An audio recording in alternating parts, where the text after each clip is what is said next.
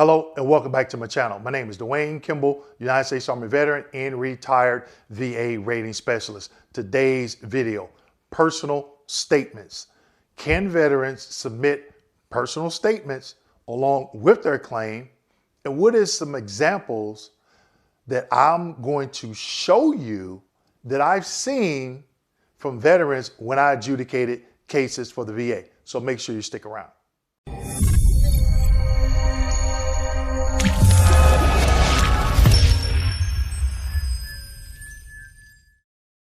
Okay, today's video. Can veterans submit personal statements? And what are some examples that I used to see as a former VA rating specialist? But before I get into today's video, make sure you go out to my website, pick up my new book, VA Claims Success. All right, so can veterans submit a personal statement along with their claim? Yes, you can. Now, what did I used to see when veterans did this? They were too long. Not all veterans, but the majority of veterans that submitted personal statements, they were not short, direct, and to the point. Now, I'm not saying not to submit it. I'm not saying to make it 20 pages. That would be totally up to you. But if you decide to write a long statement, keep in mind, VA employees are on quotas and they're going through this information really fast, okay? But again, if you want to submit a 20-page essay and say that's your personal statement, that is totally up to you.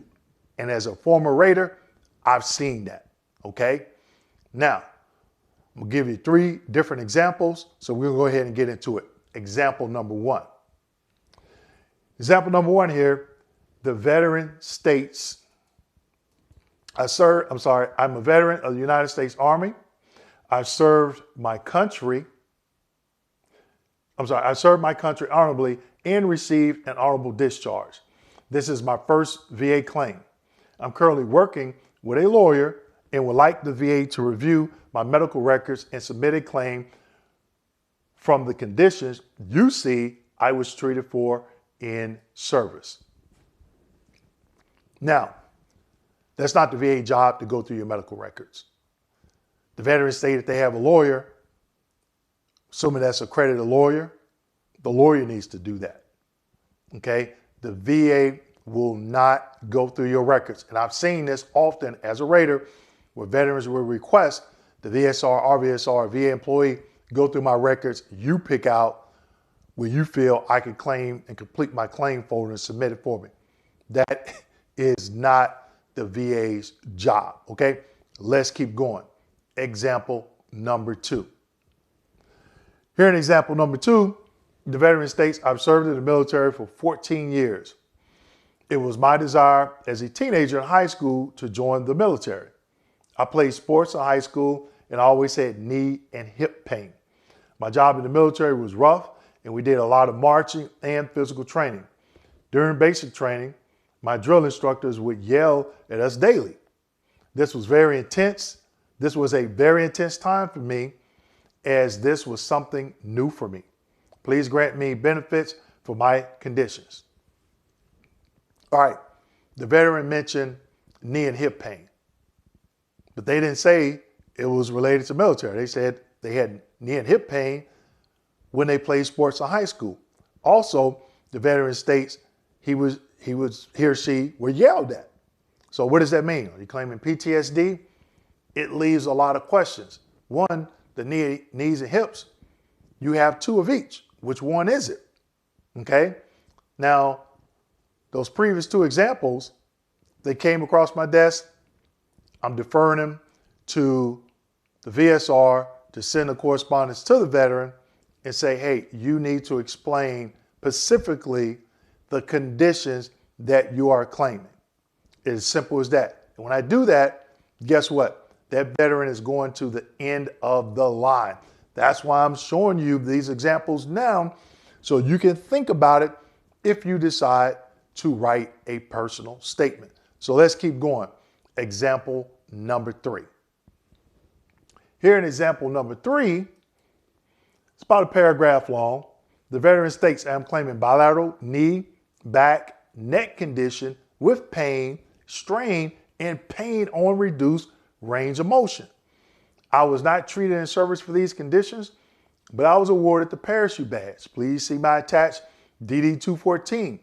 Over the course of my military career, I made several jumps, and as a paratrooper, it is an unwritten rule not to go to medical.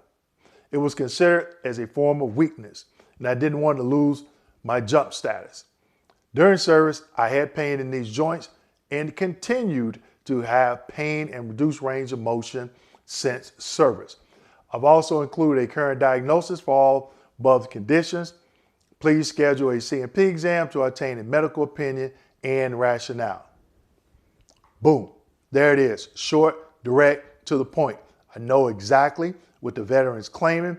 I know how they're claiming it under the 5 ways of service connection as direct service connection. They also gave some symptoms. One of them, pain. Now, just as a bonus, one of the errors I got for joints, and it pertains to pain. The veteran goes to the exam. The doctor says, yes, positive opinion for that particular joint, full range of motion, no pain. I grant the benefit at 0%. About a couple months later, I get an error.